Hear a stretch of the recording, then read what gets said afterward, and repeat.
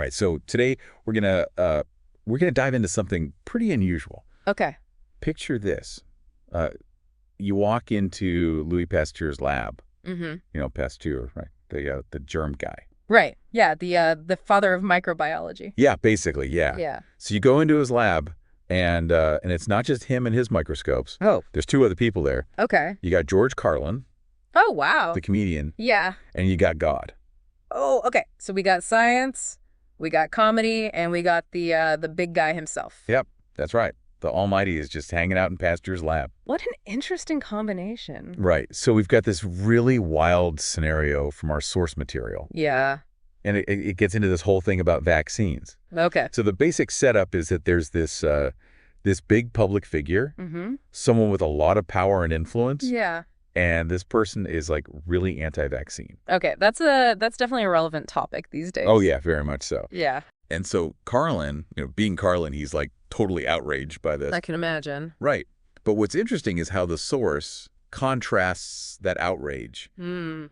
with how God reacts. Okay. How does God react? God's just kind of like observing everything, Oh. just kind of calm and watching how humans behave.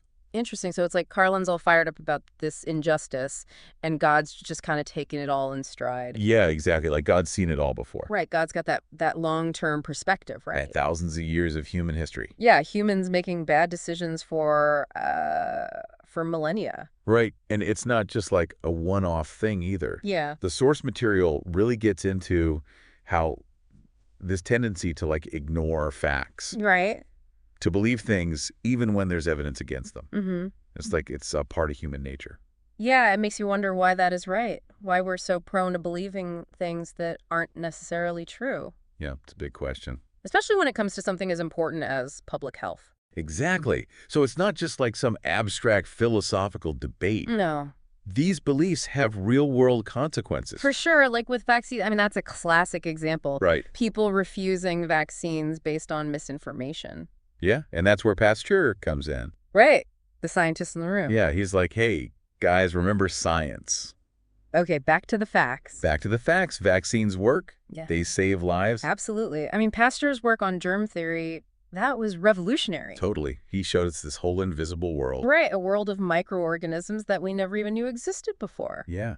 And some of them are good for us and some of them are bad.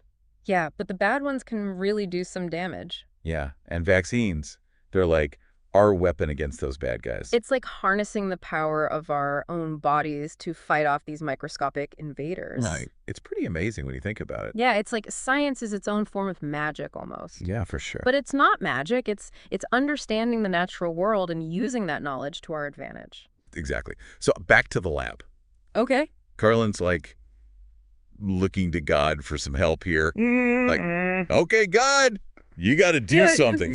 Fix this mess. Yeah, I was almost expecting like a lightning bolt to come down. A little divine intervention. Right, smite the anti-vaxxer or something. Yeah. But that's not what happens. What happens instead? God reminds Carlin about free will. Oh, okay. Humans have the freedom to make choices. Right. Good choices, bad choices, all the choices. And sometimes those choices are, well, not so smart. Yeah. Sometimes we really mess things up. And God's not going to like step in and fix every little mistake. So it's on us to figure things out. Yeah, and that brings up some really tough questions. Like what? Like, where do we draw the line between individual freedom and the good of the community? Right, because sometimes what's good for one person might not be good for everyone else. Yeah, and when do we have a responsibility to step in, even if it means like limiting someone's freedom? That's a tough one. It is. It's a real dilemma.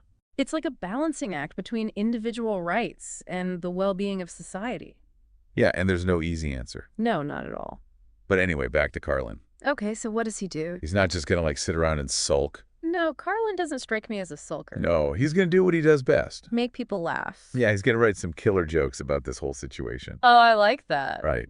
Take something serious and turn it into comedy. Yeah, use humor as a weapon against ignorance. Exactly. And the source material makes this point about how powerful that can be. Oh, for sure. Like, think about all the times you've seen a meme or a funny video Mm-hmm.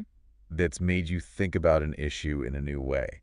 Yeah, or like a satirical news show that makes you laugh but also makes you question things. Right. Humor can be so disarming. You can sneak up on It you. can make you laugh, and then suddenly you're like, wait a minute. I never thought about it that way before. Exactly. And the source even has this moment where Carlin leaves the lab, Okay. and Pasteur and God have this little chat about him. So what do they say?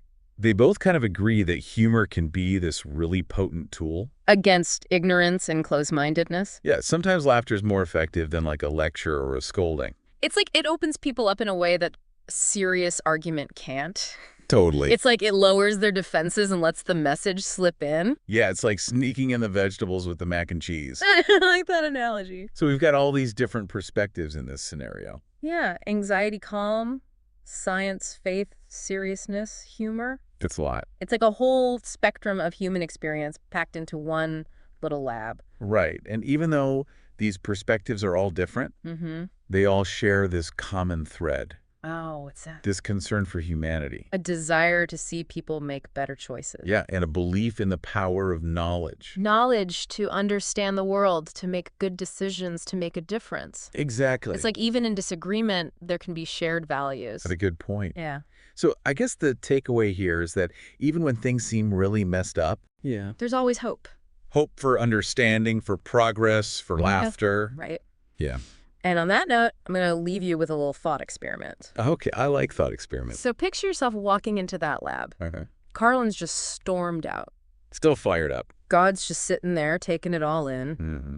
And Pasteur's got his microscope out looking at germs. All right. So I'm in the lab with God and George Carlin and Louis Pasteur. What do you bring to that conversation? What perspective do I share? Yeah, what piece of knowledge or insight do you offer to those three figures? That's a good one. I'm to think about that. Yeah, think about it. All right, I will. That's all for today's deep dive. Thanks for listening. See ya.